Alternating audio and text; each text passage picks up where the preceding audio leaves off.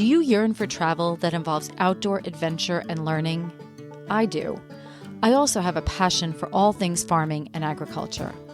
I've traveled to exotic jungles to learn about growing chocolate. I even once owned my own organic vegetable and sunflower farm. And now I'm planning my journey back to agriculture. Agritourism, defined as travel that involves some type of agricultural experience. Agritourism is all about entertaining. But the marketing strategist in me knows that at its core, agritourism is really about educating, and education affects change. My future farm needs to deliver a profound experience to all of its visitors. It needs to educate people about food, health, and climate. Join me to learn from experienced agritourism farmers and entrepreneurs and help me build my future farm strategy. And who knows, maybe one day soon you'll find yourself in a tropical jungle cutting open cacao pods with a machete, or savoring an outdoor plant-to-plate community dinner with 100 guests at a farm in Illinois. So let's tap into the agritourist in you. Welcome to the Agritourist Podcast. I'm your host, Jen Ross. We all know that things happen for reasons, and many times those reasons do not reveal themselves until years later. Kim and Chuck Goodling moved their family from Vermont to Pennsylvania in order to eventually make their way back to Vermont and find their current historic farm property, Grandview Farm, in Washington, Vermont. Grandview Farm is a diversified Gotland sheep farm, family homestead, and farmstay bed and breakfast. Kim and Chuck focus on restoring and reclaiming old pastures and rebuilding soil health. They raise their animals in the most natural and environmentally sustainable manner possible and passionately mentor one-on-one with other farmers looking to raise sheep. Their focus is on the land, livestock, and building local community. Kim describes that these are the three ingredients for a thriving farm. I definitely agree with her that community is vital on both a personal and business level, and that local interconnections are required in order for any farm to thrive. Kim produces stunning, high-quality wool products and also offers private fiber art classes and retreats. One theme that I hear from many of the farm families I interview is how integrated their children become in the farm, not by force, but by their own curiosity. Kim's desire is to leave her children with a lifetime love of learning. Enjoy my conversation with Kim Goodling from Grandview Farm. First, welcome to the Agritourist Podcast. I want to first just start out about, your story. How you were from Northern Virginia, is that correct? When I got married, my husband and I lived in Northern Virginia. So we were there for about a year and a half when we first got married, and then we moved to Vermont. So tell me about that. First of all, where were you from originally? I'm originally from North Carolina, and when I graduated from college, I got a teaching job in the mountains of Virginia. And that is kind of how I met my husband, because he lived in Virginia. And as a young child, I grew up in the mountains of the southwestern corner of Virginia for a few years. And when our family moved from there, I was about 9 years old, and I always told myself I would go back. So, moving to Vermont was sort of my way of going back. Not necessarily to the same location, but just to that lifestyle. Okay. So so was this something your husband shared as well, wanting to do something like this? Well, I guess so, because he was willing to come with me.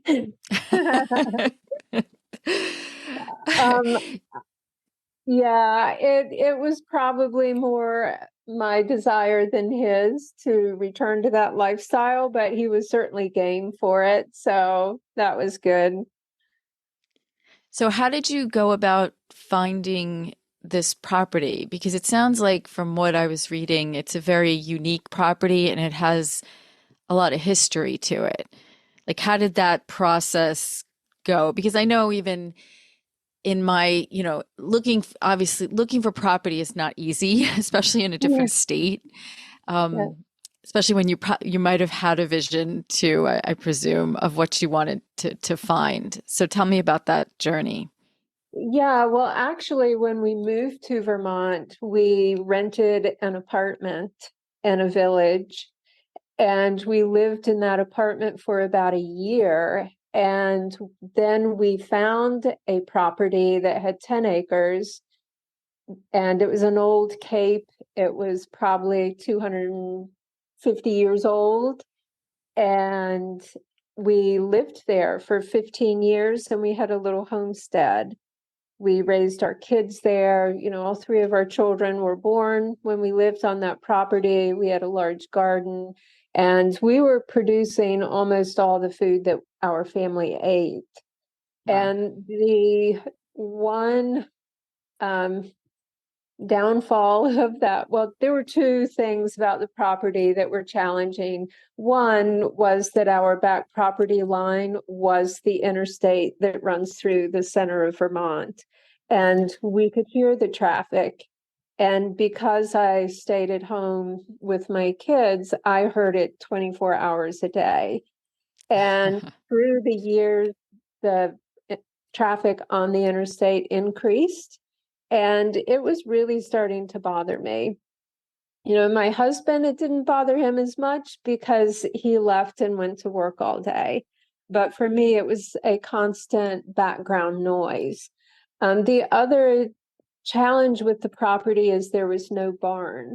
So we were limited in the kinds of animals that we could raise. We raised chickens for meat and chickens for egg. We raised pigs, but we really couldn't keep larger livestock, and we certainly couldn't keep animals year round because we had no barn for hay storage and to get out of the weather. So we began looking for another property, which was not easy. And it's a very long story, which maybe you don't really want to hear, but we found this property by way of going to Pennsylvania and coming back again. Oh, wow. Okay. So it's kind of a bit of a long story, but that is what we ended up doing. Um, and So wait, now I was, you have me curious though. yeah, well, it was one of those crazy moves where a company sought my husband out, offered him the golden carrot, and we kept saying, no, thank you, no, thank you. But they kept, we would say, well, if they pay for the moving expenses, then we'll go. And they would out of the blue offer to pay the moving expenses. And then we're like, oh, wait. Well, maybe if they pay you more money, then we'll go. And they'd come back out of the blue and offer more money. It was just one of those weird things where we're sitting there going, for some reason, I think we're supposed to do this. And so we did move. We moved back to Pennsylvania, and we lived there for 8 months. And then my husband was offered his job back with a promotion, his job in Vermont.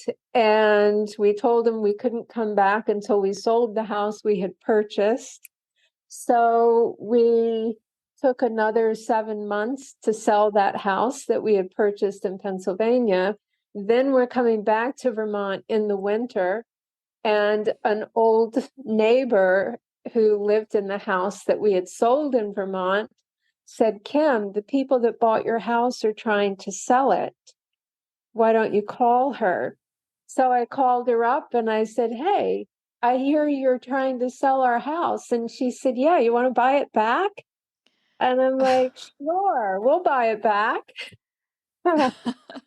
So we bought our sweet little homestead back, but it still had the challenges that it always did have. So I continued to look for another property, and we found this one, I would say maybe 9 months later.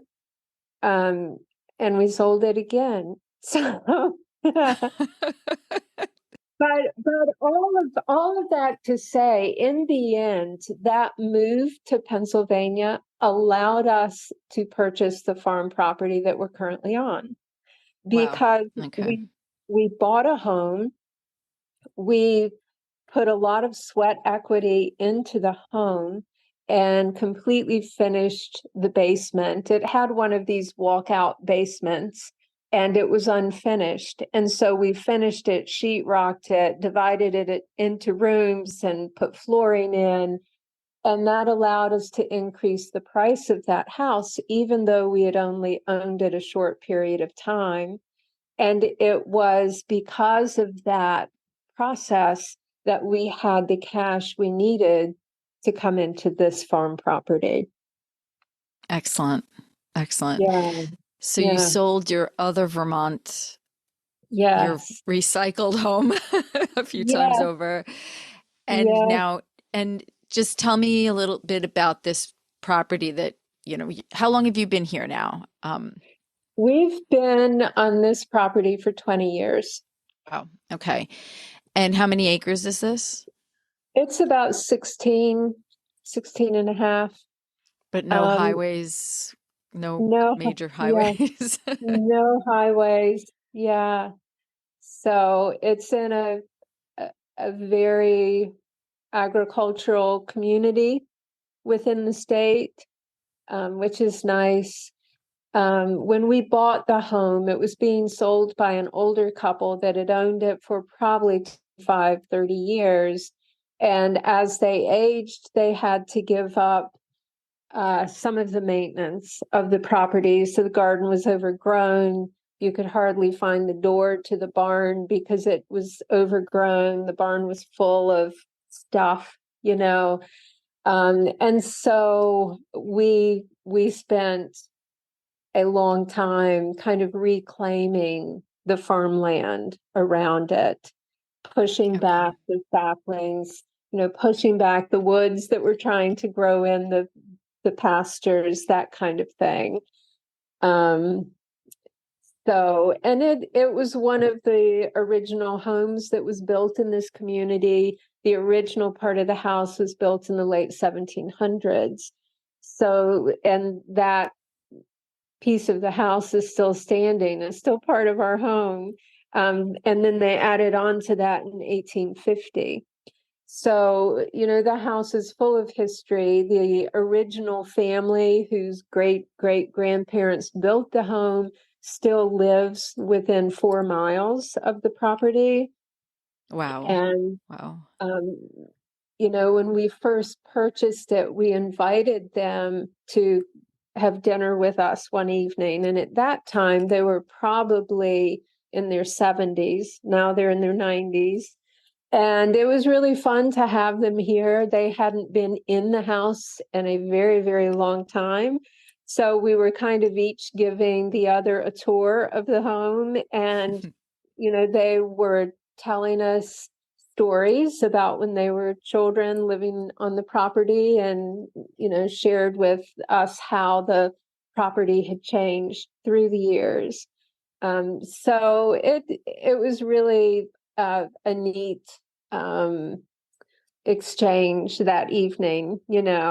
Um, and then if I would say about 10 years into our owning the property, the oldest of that group of siblings was driving up the road and he stopped, and I was on the side of the road and he stopped to talk to me, and he rolled his window down and he said, "You've done real good. You've done real good here." And it was just so neat for me to hear him say that. He rolled the window up and he kept driving. And it was just kind of neat because I thought, he's approving of what we've done here, that we've brought animals back, that we've reclaimed the pastures, and, we're working the land as it should have always been.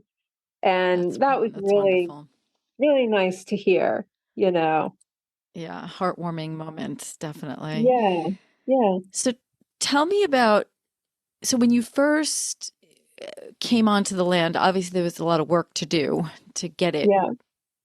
to get it workable. Right. And it was more of a homestead for you. What was your vision and how has that evolved? Because obviously now, your focus is on the sheep farm and also, you have a farm stay. So I just want to understand the transition on how you evolved into that and making that choice to bring people on, onto the property. Mhm. I will say that everything we did here, we did for our children. I was homeschooling them, and, in our other house, they were experiencing rural life, growing your own food, homesteading, all of that. But we wanted to embrace the agricultural life a little bit more in Vermont, and we wanted them to experience raising animals year round. So the first thing we did is we bought sheep. We actually purchased 4 sheep before we moved in here, before we knew that we were going to be moving here. And so we brought those with us. And, everything we did was about the kids and learning together. We we Kim, how found, many kids do you yeah, have? I have three. I Okay. have 3 of them. And at the time, they were between the ages of 7 and 12. So they Okay. were at that great age of excited and eager to learn everything. So, I didn't know anything about raising sheep, and we learned everything about it together. We learned how to spin the wool, how to card it, how to dye it. We just did everything together. So it was really about them. And then it was kind of interesting. Each of the kids sort of took their own interest in different aspects of the farm. And of course, we encouraged that. Um, and as far as the farm stay piece, I, before moving here, I had been working in various bed and breakfasts in the state. I worked at a place in the village of Brookfield. I worked for a bed and breakfast there for a long time. And then I also worked at a place in Randolph. And I kind of had that love of hospitality, which began years before. And when we bought the house, because it is essentially is 2 capes connected to each other, the older cape from the 1700s and then the newer cape, I saw the potential to have a small bed and breakfast on our own property.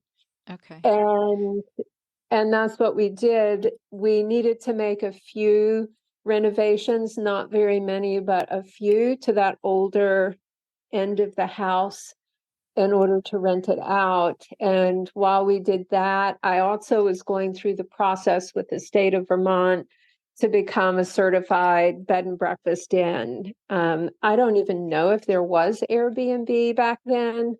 I can't remember, but I was not doing Airbnb. I was doing a bed and breakfast. I had a license. I was certified. I went through inspections every year. Um, and we were inviting guests onto our property as a bed and breakfast with the Okay. farm, as a farm stay environment. So that's kind of how that piece of it came about. And I think because of my background in teaching, there was always this element of wanting to share with others what we do and teach them about farm life and kind of help them make some connections between their lives and the food they eat and the clothes they wear and, that kind of thing. So I have a few questions. That Yeah. process of becoming a bed and breakfast in Vermont, was Yeah. that a challenging process or fairly No. simple? Yeah. It wasn't. And, that was 20 years ago. I don't even know if it exists anymore. When Airbnb, I don't know. I really don't know what the process today would be, but it was a matter of getting all the regulations in terms of, because I was cooking food, I essentially had a small restaurant license, and I just had to meet various conditions in order to get that license in my kitchen. And then through the fire and safety, there were certain regulations I had to follow. Smoke detectors had to be in place. Every guest had to have two different ways to exit the building. Windows had to be a certain size, those kinds of things. So it was just a matter of me sort of walking through each one of those steps and finding out what the regulations were, making sure everything was in place, calling and organizing to be inspected. Okay. Um, So why sheep? And then what is the significance of the Swedish Gotland sheep? yeah. Why sheep? That's a very good question. I didn't grow up around sheep. I didn't have a lifelong desire to get sheep. I knew nothing about them. And honestly, I don't really know where that came from, other than I'm a fairly petite person. And I've always said I will not keep animals that are bigger than myself. I did grow up around horses, and they were very intimidating to me because of their size. So I knew I didn't want anything that was big, because that would push me out of my comfort zone. But I do think sheep are a great animal to have, especially with young children. And we actually started out with Romney sheep, and we kept Romney sheep for probably, I would say 12 to 15 years, maybe. So we started with Romneys. They were very docile. They were major wool producers. I think they were a great sheep to start with because they were very hardy as well. And then as my children grew up and went to college and left home, as kids tend to do, we wanted to get a breed of sheep that was smaller, because now we didn't have as many hands to help when we needed to do various things with the sheep. And why Gotlands? I guess they came about because a friend had given me a knitting book called Pure Wool, and it was written by Sue Blacker, who did live, she's now died, but she lived in England, had a flock of Gotland sheep, and she also has a mill in England that specializes in breed specific yarns. And the book had a chapter on each of the different breeds of sheep and kind of described that breed, and then had a knitting pattern to go with it. And as I was reading through her book, which a friend had given me, when I came to the chapter on Gotland sheep, I peered over the top of the book at my husband and said, "Let's get these."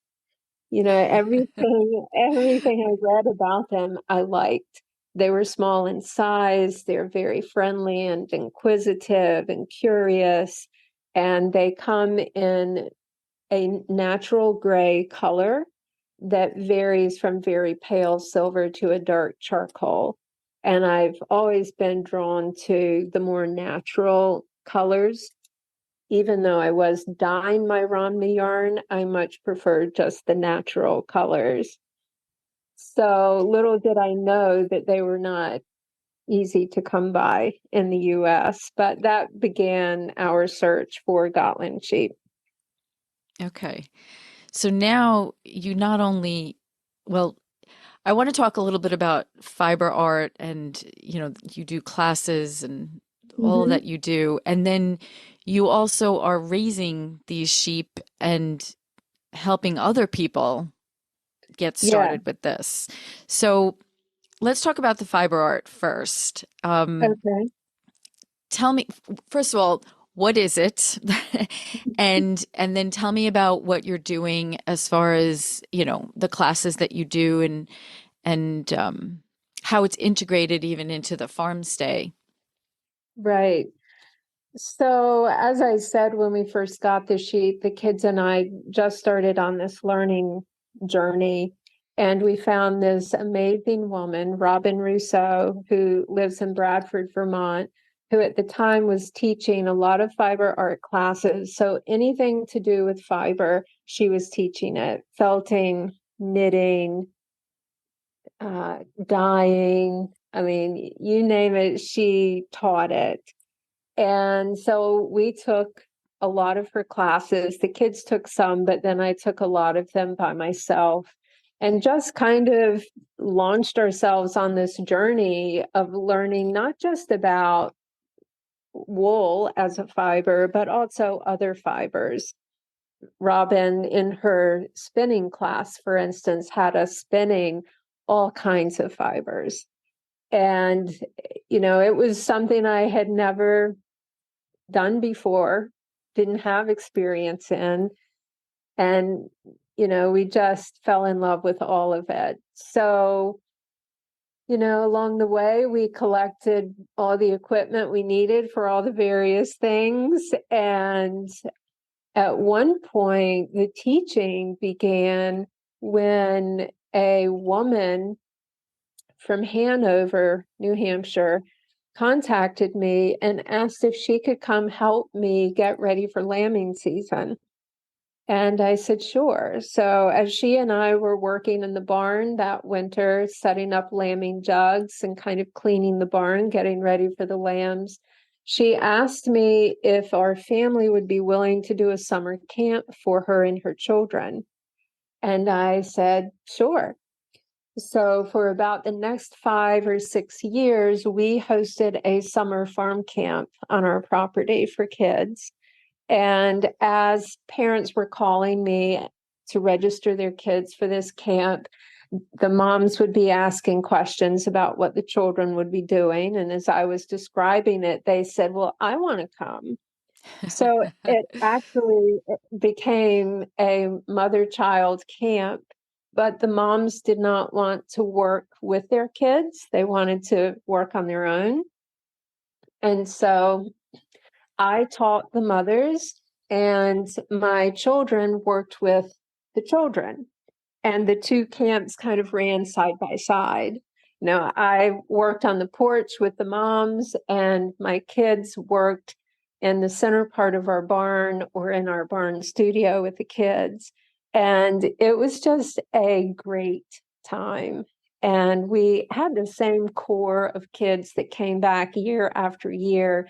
And then we'd always add a couple new ones, that would come in each year.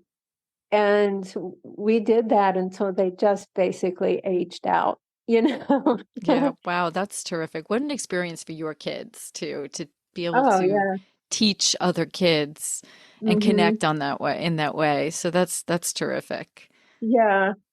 So then I continued offering classes for a while. I would make a schedule in the spring for the summer of different classes that I was offering. And, through the years, other people began teaching similar classes. So I didn't have quite as many people signing up. And so it just sort of evolved from me setting a schedule to now people just contact me when they want a class. And mostly what I'm doing are private classes.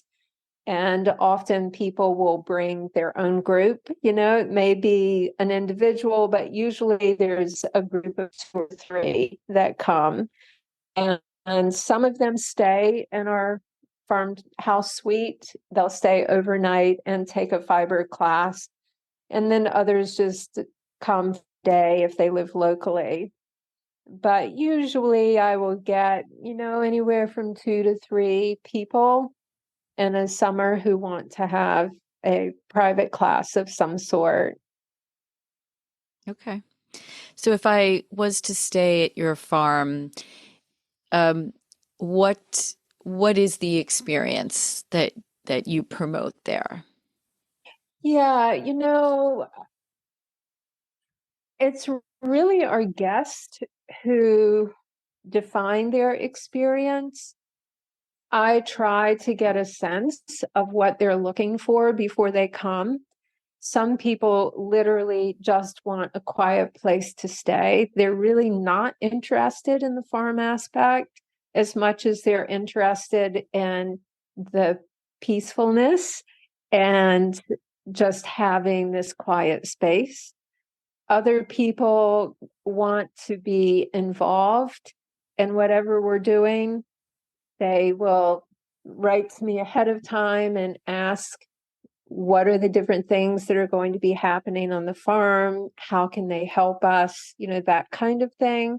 So I really leave a lot of it up to our guests. Some guests will say they want to help with chores, and the way they view helping is to sit on the porch and watch me go back and forth and back and forth. And then other people say they want to help with the chores and they want to carry the hay bale. They want to carry the water bucket. They want to be in the fence with the sheep. They're moving the fence. They're walking the llamas. They really want that hands on. So it's kind of learning how to read people and um, provide with experiences within their comfort zone. Yep. Um, Excellent. yeah. And you have a store, and I don't know if it's a physical store, but I know I saw some things online, some blankets, rugs. Just tell me, so those are things you've made, I believe? Yes, yes. I use the wool from our sheep and offer various products at different times of the year. I do keep them in an online store. When people come and stay with us, they always want to see the store. And I kind of have to laugh because I don't have a physical store on the farm, but I'm always happy to take them in my studio and show them the products that we make. Most of my sales are at sheep and wool festivals in the fall, but I do have online sales periodically throughout the year as well. Excellent. Yeah, this stuff look beautiful. So tell me about the mentoring and how you're working with other people that are interested in raising these sheep. Yeah. So that endeavor began, oh boy, probably longer ago than I think. maybe five, maybe 5 or 6 years ago. And, when we started with sheep, we had some amazing mentors, people who just stepped into our lives and held our hands. They guided us. Anytime I had a problem or something new would arise, I knew that I could call on them. And they were just this great group of people. And I think my desire to offer mentoring sort of in an official way came about by seeing a lot of Facebook groups where people were asking questions about raising sheep, and they weren't always getting what I thought to be the best advice, or they would be getting such radically different advice. I felt to a beginner, it was confusing. And so I set out on this journey to try and figure out what would that look like for me if I were to help other people. And at first I tried doing an online mentoring program. And I did have, I think at the peak, I maybe had 20 people enrolled in it. But to be honest, it was not that satisfying for me because in those kinds of programs, as we all know, often people sign up, but they're not active in it. And in that setting. How many times have you enrolled in something online and then never followed through with it? Yep. And Yes. that became a point of frustration for me. And so I closed that group. I was also at the time running my own Facebook group. I had about 800 members in it, and it was just all too consuming of me and my energy and my time. And I wanted to try and figure out a way that it was more satisfying for me, because I was feeling like I wasn't necessarily helping anyone. I was offering this service online, but if people aren't following through with it, they're not gaining from it. So I just started offering one-on-one mentoring. I don't really push it and advertise it that much. People just kind of find it on their own. And every year, I would say I'd have 1 to 2 people that I'm working with at a time. And we will meet together. Usually, we meet together via Zoom once a month for an hour. And they give me specific topics or questions ahead of time. And that allows me time to do research if I need to. And then we meet and we work through our agenda of the different topics they want to talk about. And at the end of that time, I provide them with a list of, here's what we talked about. Here are some short-term goals you need to work on. And then here are some long-term goals you need to work on based on what we talked about. And Okay. that seems to be a good format. When people are staring you in the face for an hour, there's a level of accountability that I think is good. Um, and then this year, I've been working with a woman who, she said after a few months, she was right before she was going to be lambing. And she said, instead of meeting in a Zoom session this month, could I have text support? And I said, sure. So for the past couple months now, she just texts me anytime she has a question or a problem arises. And we will text back and forth a few times. So, I have people who are brand new to owning sheep, some people who've never owned them before, or some people who've owned them for a short time. But I've also worked with people who've owned sheep for a long time, but they might have a specific project that they want to work on, and they just want someone to kind of help them keep it organized. So I've worked with all kinds of people. If I don't know the answer to their questions, I always do research and provide them with resources that I think would be helpful. So, Excellent. Do you get a lot of people talking to you about homesteading and wanting to, you know, have their own homestead? I would say about half of the people that I've worked with do have a homestead. They Okay. may not identify it in that way, but essentially that's what they're doing, in my view, you know. And if people are looking to make that transition, I guess what advice, what especially now, like, obviously you did this many years ago, you made this transition, but what advice would you give someone who's thinking to make a transition to some type of homestead living? Yeah, I would give the same advice that I was given. And before we bought sheep, I spent about 2 years doing a lot of research. I was the one that attended every class that was available on raising sheep, and I was reading books. And a couple times I had the UVM Extension Services sheep expert come out to our property. and I would ask them questions. And at one point, he looked at me and he said, Kim, quit asking questions and go buy some sheep. He That's what I said, was going to say. Sometimes yeah, I'm the same way as you. Like I like to research and talk to people yeah, and yeah, sometimes you just have to do it. yeah. And he said, you are going to learn more by owning the animal than you will ever learn in a workshop or by reading a book. And he was right. The first sheep we got, we certainly had our share of issues within the first year. And anytime I would call this guy and I would say, okay, now what? He'd say, look at how much you've learned, Kim. Um,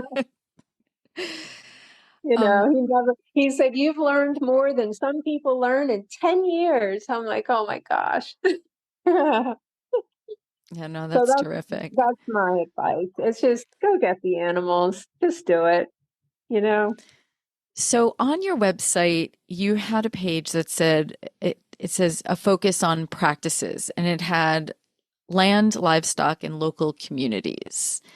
Mm-hmm. Um, the land and livestock, obviously, we've talked about. So the Mm-hmm. local communities piece, you had agricultural community and customer community listed, and just tell me about that because obviously a lot of what you are doing and many people I talk to are doing, and the real connection comes in that community and creating that community and connecting with that community. Mm-hmm. So just comment on that. Yeah. Anytime I sell a product that's made with the wool from our sheep, I try to convey to the customer how many hands have touched that wool. Yes, there are people who do every aspect of owning sheep and they don't call on any other service providers to help them. But then there's a lot of people like myself who rely on this local community. From my local hay farmer, we don't have enough pasture to make our own hay. I rely on a local farmer to provide that. So his livelihood is tied to my livelihood. Um, my local vet, yes, we do a lot of our own vet work, but there are times when I need the expertise of someone who has specific training that I don't have. So again, her livelihood's tied to mine. The local sheep shear, I could, and we do know how to shear our sheep. But to be honest, I would never miss the opportunity to share a few hours with my sheep shearer twice a year. She is a wealth of knowledge, and you know, she's kind of my sounding board. She has a view that no one else has except other sheep shearers because she sees so many different farms, not just within the state, but across New England. And she really has her finger on the pulse of shepherding and raising sheep and wool production. I mean, she's just a wealth of knowledge. That's And great. then you've got the mill who helps process my wool. You've got the teachers who have taught me how to weave and how to felt and how to do these things, who I still call on when I have an issue. So I could just go on and on. There is this whole community of people that pour their heart and soul and their livelihood into that handwoven rug. And it's really interesting to see when I go to festivals the people who understand that and the people who can't quite figure that out, you know. Yeah, Um, so there is a very strong sense of community when you're doing this kind of thing. that's great. I love that. So tell me, What's something I don't know about sheep? Oh my gosh. Sheep are not stupid. How's that? I mean, what is the one thing that you always hear? I just heard this yesterday on a podcast. This woman talking about how stupid sheep are. And I'm sitting there going, no, they're not stupid. I mean, my sheep know what they need. It's it's communicating that to the human so the human knows what they need, you know? Yep. They're and I think they appear to be stupid because they have no way to defend themselves. They have no way of other than, they can't say, "Hey, lady, this is why I don't want to graze in this field." It's up to the human to figure that out. But I think they're often given a bad rep because of their their inability. They are so dependent upon their shepherd for every single thing, for their sustenance, for their protection, for their ongoing maintenance, for help when they get in a pickle. I mean, they're completely dependent upon their human shepherd. And I think that appears to some people as though they are stupid, but they really aren't. Yeah. I believe you. Yeah. And my other question is, so what are the kids doing now? Because obviously uh, they're older. So Yeah. I'm just curious to know what they're doing. Because obviously the experience you've given them, I'm sure has been integrated into their lives, in many ways. Yeah. That's a good question. The oldest is teaching German at MIT. Oh, wow. And yeah, and it has been really neat to watch her sort of come back home. She started on this academic journey and was gone for a long time and lived in places all over the world and across the United States. And now she's living in Cambridge in a community of people that really understand her upbringing because a lot of them themselves have connections to Vermont. And there's even a guy in Cambridge who goes around and taps all the maple trees in the park to make maple syrup. And she, for a while, sort of left her uh, fiber arts. When she was a child, she had her own business making dolls out of wool and all natural products. And she left that along the way, but she's coming back to working with her hands again and working with wool. And that's really neat to see. And, her little apartment is full of plants and she's right out there when the guy is tapping trees in the park in front of her house. And, so that's kind of neat to see. My middle daughter, she actually worked with me for a couple years on the farm, a couple of days a week. And that was really awesome. Recently, she and her husband have moved to New York. And so I think, she and I are in an adjustment phase of getting used to her new way of life. Um, Where in New York? they are right outside of Syracuse. Okay. Yeah. So, and then my son lives in Philadelphia, downtown Philadelphia.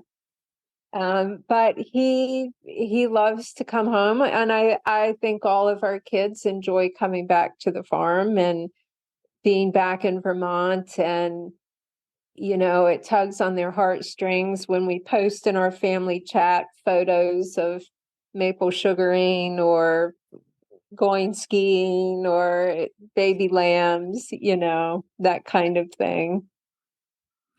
Yeah, but I think it's, that'll always be their home, and what a great Mm. place to come back to Yeah. with Oh, other family definitely. members. And Yeah. but it sounds like they all, you know, are creating very, unique lifestyles, and that's probably because of what you gave them earlier on. So that's Yeah. amazing. Yeah.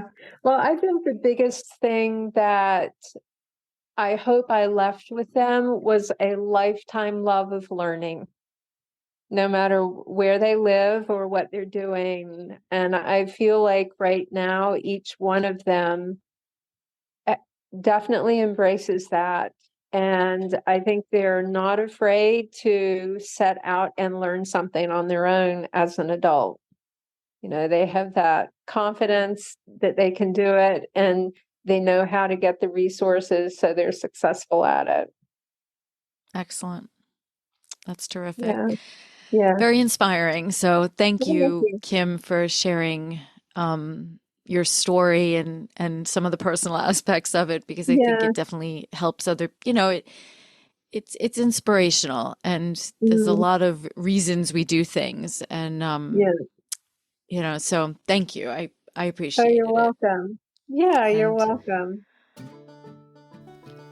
I hope our AgriTourist podcast prompts you to think more about where your food comes from, whether it be your vegetables, fruits, meats, and even those sweet treats. Don't forget to subscribe and share this podcast with someone you think may truly benefit from or be inspired by it. Visit us at agra-tourist.com. Until next time.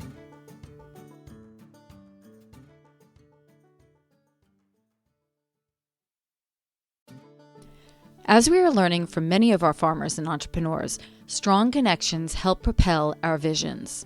Through my interview with Lisa Chase from the University of Vermont Extension and Vermont Tourism Research Center, I was connected to an exciting and new organization called the Global Agritourism Network, or GAN for short. The Global Network is made up of agritourism stakeholders from around the world. They include farmers and ranchers, researchers, educators, community planners, policymakers, agricultural service providers, and tour operators, among others. It is currently free to join, so if you have any interest in agritourism, check them out at agritourism.eurac.edu/GAN, or just Google Global Agritourism Network. The link will be in our show notes as well. You never know, this global network may help you take your agritourism vision to the next level.